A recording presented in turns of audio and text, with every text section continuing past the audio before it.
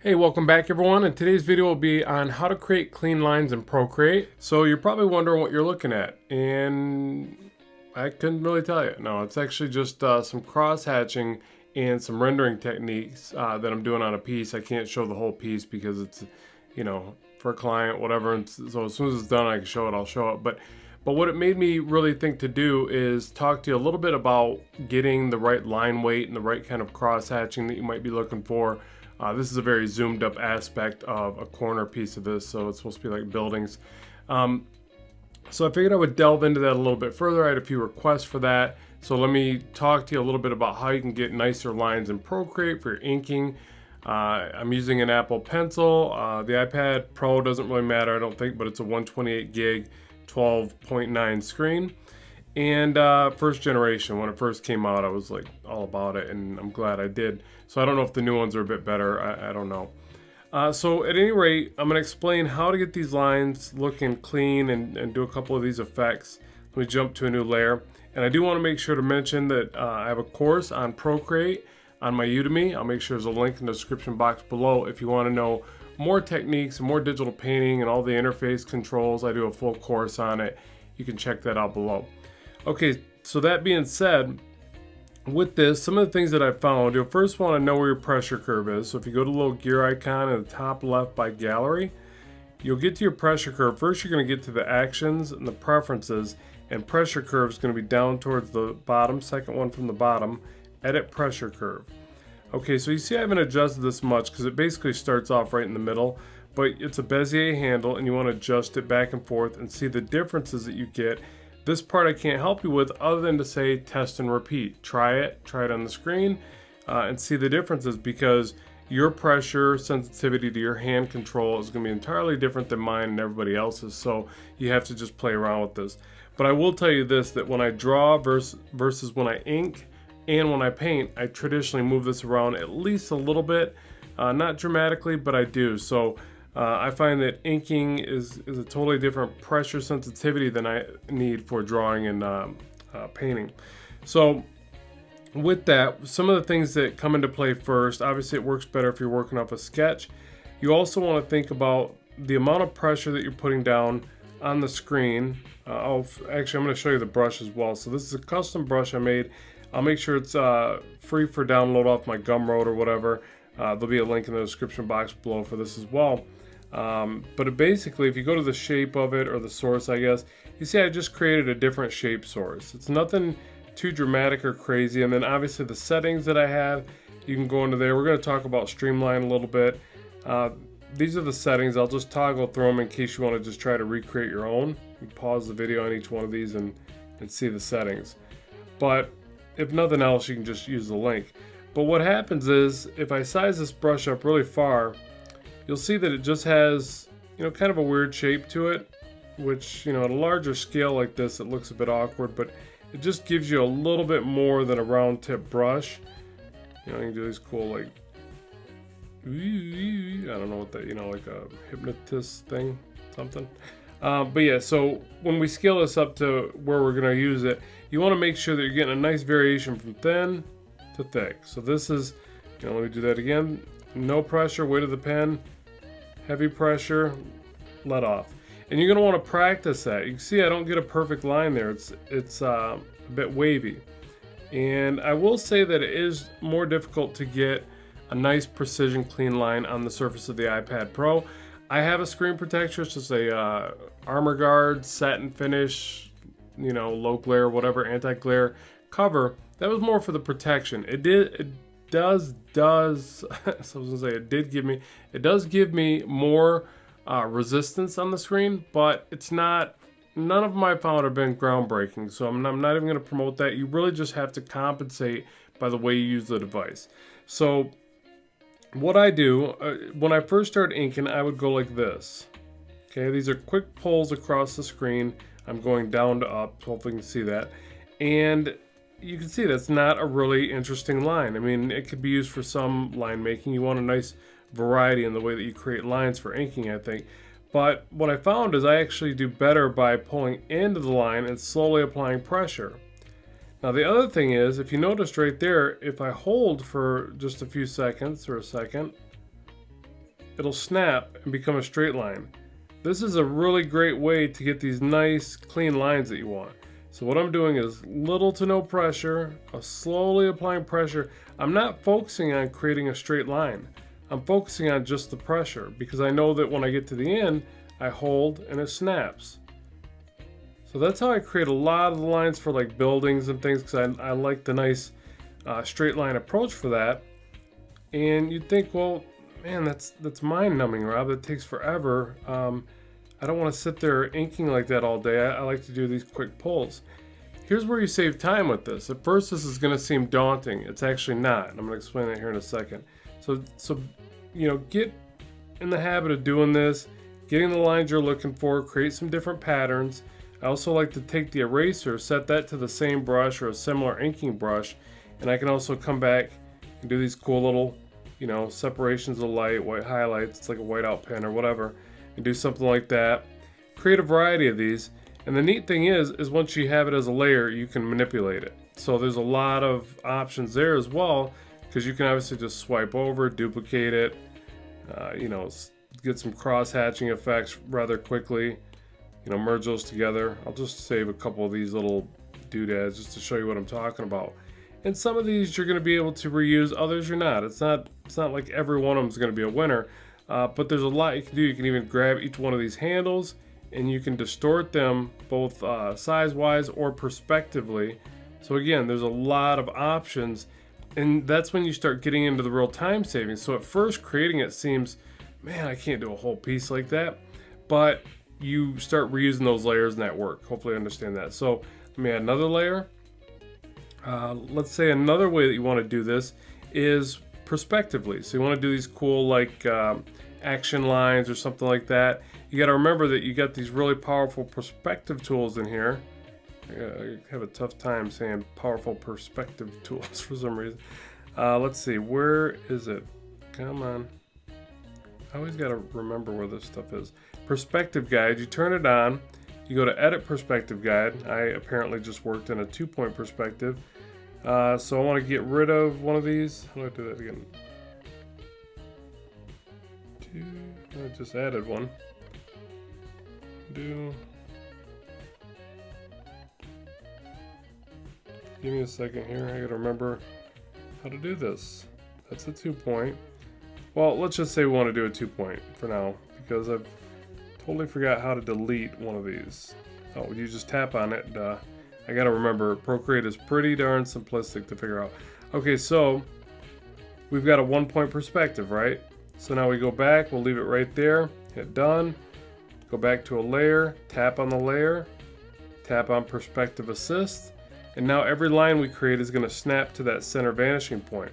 So again, this is really neat for creating these effects that you want. You can just focus on the thickness of the line, do whatever effects floats your boat. It'll off snap sometimes. You just got to hold it and kind of realign it. These aren't coming out very cool, but I'll keep working on it. And like anything else, practice is just paramount. Like, it's gonna always feel like you're making these slow gains, but the neat thing about this is as soon as you find an effect that you like, you just commit it to the memory bank and it's there, and you just keep pressing forward, and you kind of have that in your arsenal, so that's where practice is so essential. And it is a little more difficult to get the lines I'm looking for, but it's not unattainable. It's very much not unattainable. In fact, I'm starting to bridge the gap pretty quickly for the inks that I like to see in my comic work on this device using methods like I'm showing you here. Now the other thing is this, remember that if you work into this, Procreate has an amazing amount of undos and redos, which is highly powerful for experimentation, so that you're not like, oh, I went too far into this and I was working off a layer, now I gotta jump in here and try to isolate it and erase it or something, right? So here's what you do. 2-finger hold on the screen is a fast undo. 3-finger hold on the screen, sometimes you gotta do it a couple times, is a fast redo. 2-finger tap is a singular undo. 3-finger tap is a singular redo. So just be aware that it's a huge time saver for when you back yourself in a corner and you're doing all these effects. Now I'm going to try doing the quick pull again. So you see a totally different series of lines that I'm getting. And this is probably better actually for the effect I was going for. The only thing I would say that I wish, you know, and hopefully they'll bridge the gap here in the future for this this type of work, is I wish that the thick to thin off the quick pull was a little bit better. So I don't know if that's got anything to do with more pressure sensitivity, sometimes you want to adjust a larger brush. But see, it kind of stays the same thickness for that that quick pull, you know, so you got to, you know, play around with the size of the actual brush, get it just right. The other thing that actually factors in is how zoomed in you are. To me anyways, it just seems like your control changes mainly because your wrist pull is going to change. So if I'm zoomed in like this, obviously I'm not getting nearly as much of my wrist in there. The lines look comparably smaller. So you also want to think about where you're at zoomed in wise. You want to try a lot of these quick changes and variables in what you're doing to get the best out of it. So you can see by doing this, you can get those, you know, action lines like the pow and the bam and whatever, you know, something crashing through a wall. You know, all that fun stuff. So something like that. All right, I won't bore you with this. Now the other thing is, again, if you're really time sensitive, you're, you know, under a deadline or whatever it is you're doing, you could take this and say, well, what if I just, you know, kind of cheat a little bit, right? We all cheat here and there. I mean, it got me through high school. No, I didn't cheat, but it sounded funny. All right, so let's just get it to about here. You gotta at least go halfway for what I'm trying to explain. Now, notice that as you get towards the horizon line, it's gonna skip because it's kind of contradicting itself, or it doesn't know what line you're trying to put down. But it only does it once in a while. It's pretty accurate, and you know, you'll see it as you get better at using this. You'll notice when it does it a little more accurately versus when it doesn't. And so now we got it pretty much halfway, like that. And you could just simply swipe to the left, duplicate, grab it there. Remember that these bottom icons that look like a page with an arrow, flip up and down, left and right, and you can grab that. And there you go. Save yourself some time that way. And then don't stop there. Like, try, you know, different effects. Tap this, go merge down, which is second from the bottom. Swipe over to the left, duplicate, rotate it. And you can enhance the effect. Scale it up. You know, you just have to really think outside the box and really play around with these effects and develop them. And once you get stuff you like, just save it. You know, that's really the power of this type of stuff, that you're going to be able to generate all this and save it, share it, and do whatever you want with it. The other thing that I'll say too that I think really helps digital inking, in my opinion, it's something I tend to use, is I'll take a layer like this. I make a backup just to, you know, that's the other thing. You kind of always want to check your work by making a backup. And let's take it and put a slight Gaussian blur on it. So you tap that and you take your finger and you slide over to the right. And what this tends to do is give it a little bit more of a softer appeal. I like this mainly as contrast for different effects. So for instance, if I want this to look like it's maybe in the background a little bit more, not as impactful as the lines up front, I can put a soft blur on that and kind of get that depth of field thing going on with my inks. I actually like adding a slight Gaussian blur to the whole piece when I'm done, because it just feels a tad bit more like natural inks and scanning, I guess. Maybe I'm nostalgic, I don't know, but that's something I see, so you could try that as well. And again, remember that you can still distort these effects as you need, you know, for some kind of different effects, I guess.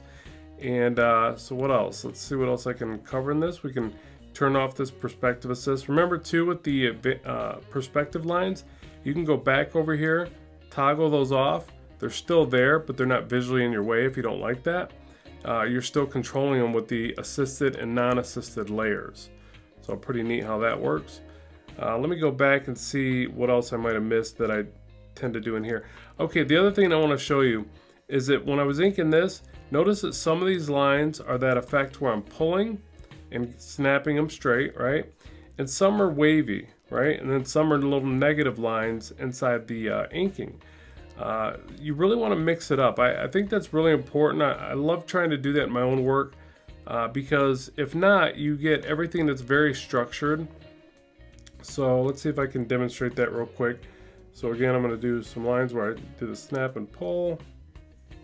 Kind of helps when I have some existing artwork, but try to actually I want some real variation there. So for more variation, I'm going to go with a larger brush size. I got to really be careful to just snap and pull just the right way, or just apply just enough pressure in the beginning to get that nice thin start. It doesn't matter if the lines are perfect. You could copy them if you wanted them all the same, but I don't go for that. I do want some variation in the lines. I do want them to look a little bit hand-drawn, or not a little bit. I want them to appear hand-drawn. So that's why I don't copy the one line and move it over, in case you're wondering, because that will kind of make it look a tiny bit too structured for what I'm after. But the main thing is that you try different overlapping variations of the lines, different ways that you create them. So like for instance, if I'm going to crosshatch on here, I'm probably going to use a little bit different feeling line, even if it's ever so slightly, just a little bit thinner, different range of taper, something, just to change it up a bit so it doesn't look too repetitive. So that's where like doing these and then trying different patterns is really kind of essential. Like I might even take the lines over this way and then start to shorten them up as they meet this other line over here. So you're thinking about kind of the the shape that you're getting inside of that, I guess. I actually liked it better without those. So if I've got some of these maybe off on a wall or something like that, then I'm trying to texture the wall. The part where I texture the wall is going to be a lot more like skipping through. I'm putting slight bits of pressure and dancing around with it. Remember that every time you lift up, that's a point where it can undo. So, kind of think about that. But I want to get little bits of randomized texture or whatever I'm after by doing that. So I'm skipping around, doing that bit of line work. And then I might even take areas like, say, we'll just say that this area is kind of solid down here. Remember, you can do your solids rather quickly by the whole snap feature again. Hold it in place, snap the line around. So fills are really quick. I'll show you that here in a second.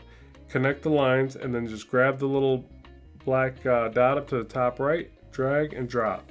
But you got to hold the pencil on the screen, just so you know. So it's a drag and drop. So now you got this blocked out area, and you want to break up, you want to gradiate, I guess would be the way to say it, put a gradient from here to here. Okay, so another thing is if you don't want to worry about damaging the initial spot blacks, just add a layer and try some different line snaps here.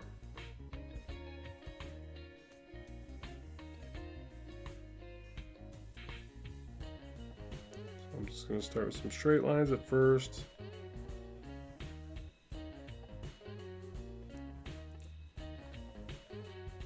And again, it does really pick up speed. It looks slow. Now remember too, you can adjust the rate at which it snaps to this straight line. That's going to be under, where's that? Preferences, I believe. Yeah, so all that undo stuff I was showing you, where's it at? Rapid undo, quick line delay, that would be it. I got it at 0.47 seconds, so you can make it faster if you want. I don't, because I tend to go back and forth from freehand to this, and I don't want it to snap too fast when I'm freehand drawing. Sometimes I pause when I'm drawing for some reason. Trying to get my brain cells in order, I guess. But yeah, so then maybe across here, I want to, bring this out. Let's see, here I'm doing it freehand. And I didn't want to show this first because I want people to go, well, I can't get those lines when I'm freehand. I practice a lot on this thing. I don't think these are great lines, but what I'm saying is, you want to mix it up. You want some that are slightly curved, some that are straight. You want to try some where maybe you want this little area to be a little darker, so you take a few straight ones this way. You want to really play around with it because that's how you get your depth and your variety into what you're doing. And then don't discount the fact that you can come back with the an erase line that's still set to inking and do some cool things. Oh, I'm on the wrong layer. Like, that don't do anything. Why wouldn't that do anything? So you can do some cool lines, you know, the other way too. So this is great for like, you know, I use this for like metallic effects. I use it for everything. I like to do a lot of negative lines now. It's happening more and more in my work because there's just so many neat things you can do. Like if you want to show, like maybe this is a brick wall and you want to do some cool, you know, broken up bricks or whatever, you can just do the highlights. Sometimes it has a really neat effect, especially when you're doing it in comparison to some bricks that are drawn in the light, and then you have some that are in the shadow. This is kind of a quick and easy way to do it, and it's a nice contrast to the overly structured stuff that I've already put down. So you want to really think about, you know, doing some areas that are freehand and kind of you know, more creative, I think, and then some that are just more designed and more structured. And that balance will give you nice, or you know, that variety in your work will look pretty cool. So yeah, so hopefully this explains a few things. There's obviously a lot that goes into it. It's just mainly practice and experimentation and getting a nice plethora of concepts. But hopefully this gets you going. And then remember, the other part that you want to control with this is your speed in which you pull. Like hopefully I've illustrated that here for you. But the main thing is that before I would get in here and just really go to town and ink really fast on certain areas. And I had a lot of like lack of control with this. So you might need to just slow down certain lines that you're making. Some lines you might need to speed up.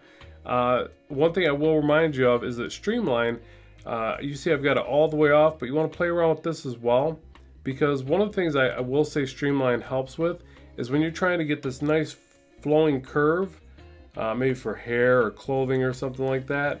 It takes some getting used to, because what it's doing is actually delaying the line a little bit, but it's putting a bit more curvature to it. So this can be neat for, again, I think like hair and clothes and ribbons or whatever. I don't use it a lot, but I am starting to use it more in certain aspects of the work. So play around with that. If you bump it all the way up, but you can't draw fast. See how it's actually delaying the line? It's almost like it's pulling and you're waiting for it to drop on the canvas. But there are aspects where this can be highly beneficial. Letterers use this exclusively. It's like something that they do to do really amazing lettering. I don't get into lettering as much this way on this device, but I wanted you to be aware of it.